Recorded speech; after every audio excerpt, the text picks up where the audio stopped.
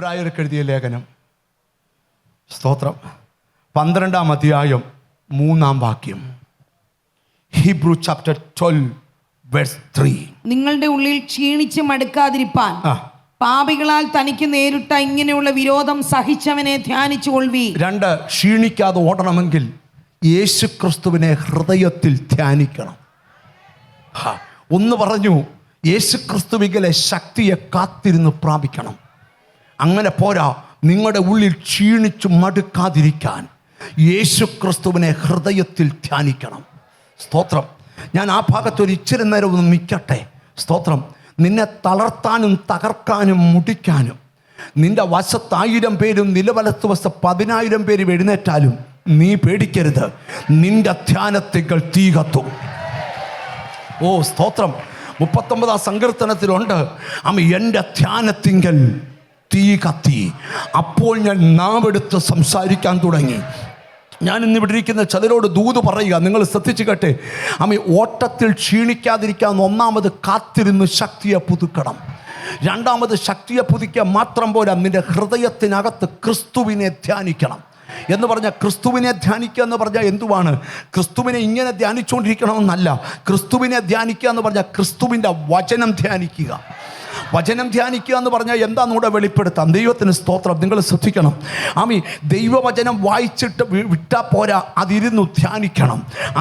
അത് ധ്യാനിക്കുമ്പോൾ ആ ധ്യാനത്തിങ്കൽ എന്തോ ഉണ്ടാകും, തീ കത്തും. ഒരാമയും വരുന്നില്ല. ഞാൻ ഇന്നിവിടെ ഇരിക്കുന്ന ചിലരോട് പറയാം, നിങ്ങളുടെ അകത്ത് വചനത്തിൻ്റെ തീ കത്താൻ പോവുക.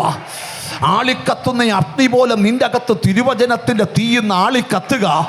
പ്രാർത്ഥിക്കുന്ന നിന്നോട് ആ ദൂത്, ആ തീ കത്താൻ തുടങ്ങിക്കഴിഞ്ഞാൽ നിന്നെ ആർക്കും പിന്നെ തകർക്കാൻ പറ്റത്തില്ല. തിരിച്ചറിഞ്ഞൊരു സ്തോത്രം ചെയ്യ്.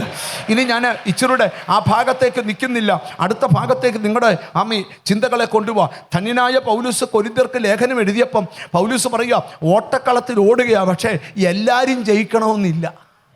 ഓട്ടത്തിൽ എല്ലാവരും ജയിക്കുമോ?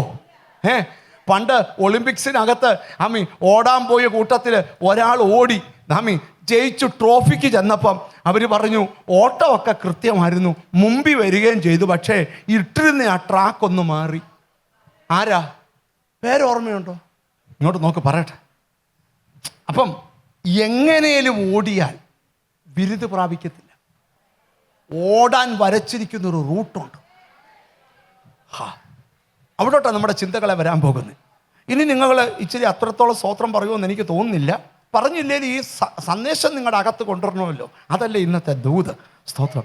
1 കൊരിന്ത്യർ 9:24 പൗലൂസ് വെളിപ്പെടുത്തുന്നൊരു ഭാഗം, ഓട്ടക്കളത്തിൽ ഓടുന്നവർ എല്ലാവരും ഓടുന്നെങ്കിലും ഒരുവനെ ബിരുദ പ്രാപിക്കുന്നുള്ളൂ എന്നറിയില്ലയോ?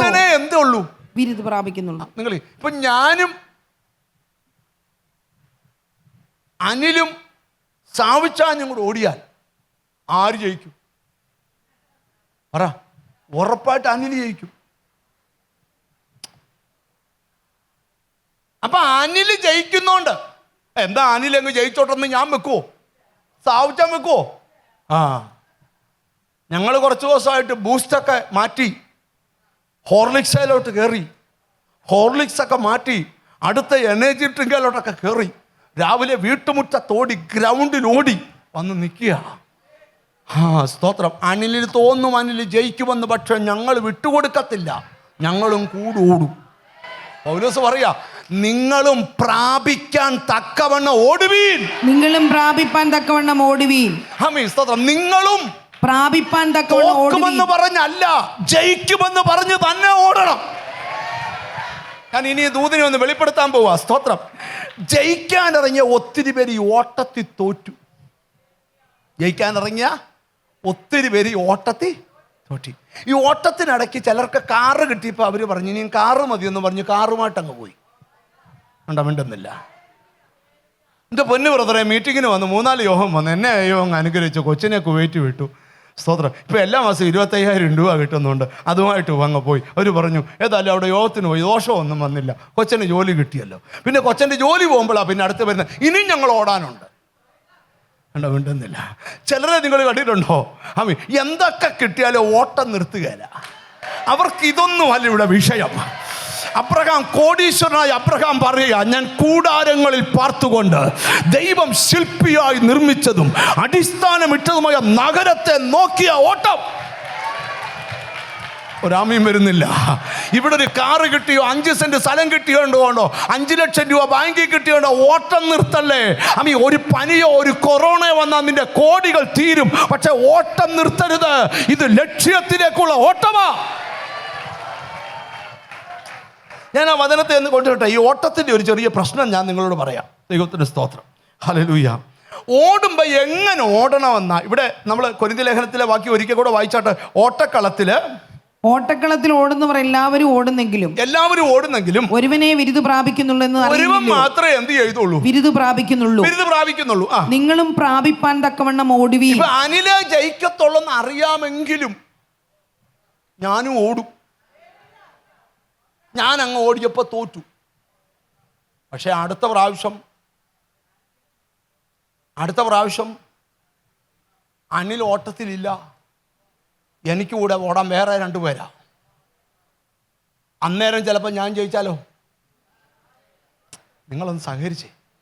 അതുകൊണ്ടാണ് നിങ്ങളും പ്രാപിക്കാൻ തക്കവണ്ണം ഓടുവീൻ. അടുത്തിരിക്കുന്ന ആളെ നോക്കി പ്രാപിക്കാൻ തക്കവണ്ണം ഓടാൻ പറ.